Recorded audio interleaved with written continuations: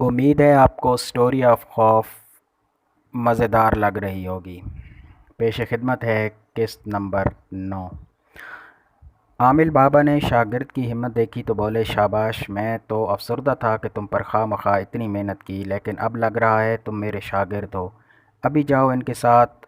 اور پھر واپس پلٹے۔ تمام راستے بشیر احمد اور کریم بخش اس سے یہی پوچھتے رہے، اگر کچھ ہو گیا تو سب کور کر لو گے؟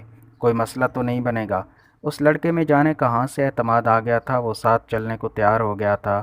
تمام راستے عجیب سا ماحول بنا رہا۔ خیر گھر پہنچے تو کوئی غیر معمولی واقعہ پیش نہ آیا، اور انہوں نے پیسے اٹھائے اور پھر واپس اس کو چھوڑنے گئے۔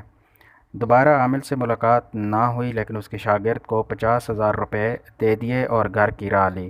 واپسی پر سیٹھ صاحب کی کال آئی، جادو خان کہاں ہو؟ جی ہم ایک عامل سے ملنے گئے ہیں، اب واپس آ رہے ہیں۔ دوسری طرف سے سیٹھ آباد نے کہا، کریم بخش کو لے کر میرے پاس آؤ۔ وہ ٹھیک تو ہے نا؟ بشیر احمد: جی جی ٹھیک ہیں، ہم 1 گھنٹے میں پہنچ جائیں گے۔ سیٹھ نے فون بند کر دیا۔ کریم بخش نے پوچھا، کس کا فون تھا؟ سیٹھ صاحب نے آپ کو بلایا ہے۔ کریم بخش بولا، اچھا، اب پتہ نہیں سیٹھ صاحب نے کیوں بلایا ہے۔ ادھر سیٹھ اپنی بھتیجی، جسے وہ اپنی بیٹی کہتے ہیں، سے بات کر رہا تھا۔ انوشا بیٹی، میں تم سے ضروری بات کرنا چاہتا ہوں۔ انوشا: جی بابا بولیں، میں سن رہی ہوں۔ آباد خان: دیکھو بیٹی، دل تو نہیں چاہتا، لیکن ہر بیٹی نے آخر ایک نہ ایک دن رخصت ہونا ہوتا ہے۔ تم میری اکلوتی بیٹی ہو، اس لیے میں تمہارے لیے گھر داماد ڈھونڈ رہا ہوں، لیکن پہلے میں تمہاری رائے جاننا چاہتا ہوں۔ انوشا بولی، بابا آپ جو مناسب سمجھیں۔ آباد مسکراتے ہوئے، جیتی رہو، تمہاری اگر کوئی پسند ہے تو مجھے بتاؤ۔ انوشا افسردہ سی ہو گئی، بابا میں ابھی شادی نہیں کرنا چاہتی، میں باہر جا کر پڑھنا چاہتی ہوں، اس کے بعد شادی کا سوچوں گی۔ سیٹھ آباد بولے، بیٹا شادی کا ہرگز یہ مطلب نہیں کہ تعلیم پر فل سٹاپ لگ جائے۔ تم شادی کے بعد اپنی پڑھائی مکمل کرنے کے جہاں جانا چاہو جا سکتی ہو، تمہارا شوہر تمہارے ساتھ ہوگا۔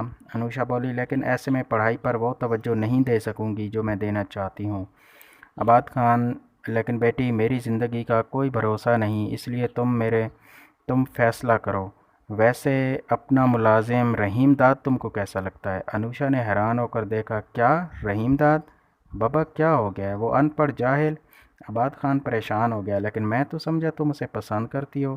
انوشا کھڑے ہو کر: ہاں میں اسے پسند کرتی ہوں، وہ ہمارا ایماندار ملازم ہے، لیکن پسند کا یہ مطلب ہرگز نہیں کہ میں اس سے شادی کر لوں۔ آپ نے یہ سوچ بھی کیسے لیا؟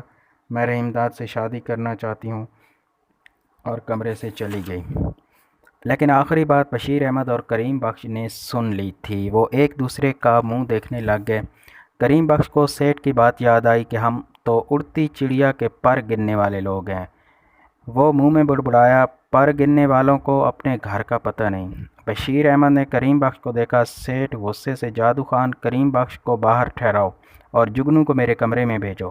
سیٹھ غصے میں اپنے روم میں چلا گیا۔ بشیر احمد نے جگنو کو آواز دی، جگنو کدھر ہو؟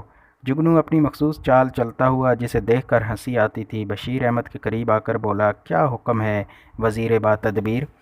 بشیر احمد نے کہا، یہ چالاکیاں سیٹھ صاحب کو جا کر دکھاؤ، بہت غصے میں تمہیں اپنے کمرے میں بلایا ہے۔ جگنو کریم بخش کی طرف دیکھ کر بولا، یہ جلاد شکل والا آدمی کون ہے؟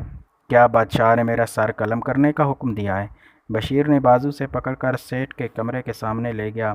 جگنو کمرے میں داخل ہوتے ہی، آداب بجا لاتا ہوں سرکار، بندہ ناچیز کو۔ ابھی جگنو کی بات پوری نہیں ہوئی تھی کہ ایک زوردار تھپڑ آباد خان نے جگنو کے چہرے پر رسید کیا اور کہا، جگنو کے 14 طبق روشن ہو گئے۔ وہ نیچے گرا اور سیٹھ آباد نے اسے بالوں سے پکڑ کر بیڈ پر گرایا اور مارنا شروع کیا۔ جب تھک گیا تو کہا، بتاؤ میرے ساتھ غلط بیانی کیوں کی تھی؟ جگنو روتے روتے بولا، صاحب مجھ سے قسم لے لیں، مجھے نہیں پتہ تھا کہ آج منگل ہے، میں نے آپ کو اتوار بتا دیا۔ سیٹھ صاحب چیختے ہوئے، بے وقوف، یہ بات نہیں، انوشا اور رحیم داد کی بات کر رہا ہوں۔ جگنو روتے ہوئے بولا، سیٹھ صاحب رحیم داد میرا مذاق اڑاتا تھا، بس مجھے اس پر غصہ تھا، میں نے اس کو کہا کہ انوشا تم کو پسند کرتی ہے، ادھر آپ کو بتایا تاکہ آپ اس کی پٹائی کریں۔ सेठ बोला, लेकिन अनुषा को उसके साथ हमदर्दी क्यों है? जुगनू बोला, साहब जी वो तो मैं अनुषा बीबी के सामने उसकी तारीफ़ करता था ताकि रहीम बार बार अनुषा के कमरे में जाए तो अनुषा बीबी को शक ना हो और आपकी नज़र पड़ जाए और आप रहीम दाद की धुलाई करें। लेकिन आपने तो कोतवाल को मार डाला। सेठ आबाद को और गुस्सा आया। दफ़ा हो जाओ कमरे से। वो कमरे से निकलने लगा तो पीछे से लात मार दी। वो बुरी तरह बाहर आकर गिरा। इधर बशीर अहमद को सामने खड़ा पाया। बशीर अहमद ने पूछा, क्यों जुगनू, क्या हुआ? जुगनू रोते हुए, बस यार, सेठ साहब को फ़ुटबॉल खेलने का दिल कर रहा था, फ़ुटबॉल तो मिला नहीं, मुझ गरीब पर शौक़ पूरा कर दिया। हाय हाय। सेठ साहब बाहर आए और जादू खान को देखा और कहा, जादू खान, मुझे करीम बख्श की फ़िलहाल ज़रूरत नहीं, जब होगी बुलाएंगे। और तेज़ी से बाहर चले गए। जादू खान बाहर आया, करीम बख्श को रक्षा रोक कर दिया और कहा, करीम बख्श तुम घर जाओ। करीम बख्श हैरान होकर, जादू खान ये क्या कह रहे हो? जिन्नात वो कड़े। इतने में रक्शे वाला पहुंच गया। जादू खान ने करीम बख्श को तकरीबन ज़बरदस्ती रक्शे में बिठाया और चल दिया। करीम बख्श का सर चकरा सा गया। उसे कुछ समझ नहीं आई ये सब क्या है। कुछ देर बाद वो घर पहुंच गया और उसका दिल कर रहा था वो चीख चीख कर रोए, लेकिन कभी कभी दिल चाह कर इंसान रो भी नहीं सकता। इंसान कितना बेबस, अपनी मर्ज़ी से रो भी नहीं सकता। वो चुपके से आकर अपने बिस्तर पर लेट गया। जन्नत खातून, जो उसकी ज़िंदगी की साथी है, उसने महसूस कर लिया कि आज करीम बख्श अपनी सारी कश्तियाँ जला आया है। वो करीब बैठ गई और बोली, करीम बख्श, नसीब से ज़्यादा मांगना बुरी बात नहीं, लेकिन ज़िद कर लेना बहुत बुरी बात है। करीम बख्श को यकीन हो गया था कि रहीम दाद और अनुषा की शादी नहीं होगी, लेकिन लालच के इस खेल में जो दुश्मनी वो जिन्नात से ले चुका था उसका क्या होगा? फिर उसे याद आया कि वो रकम तो दे आए थे, लिहाजा कड़े, हिफाजती कड़े तो मिल सकते हैं।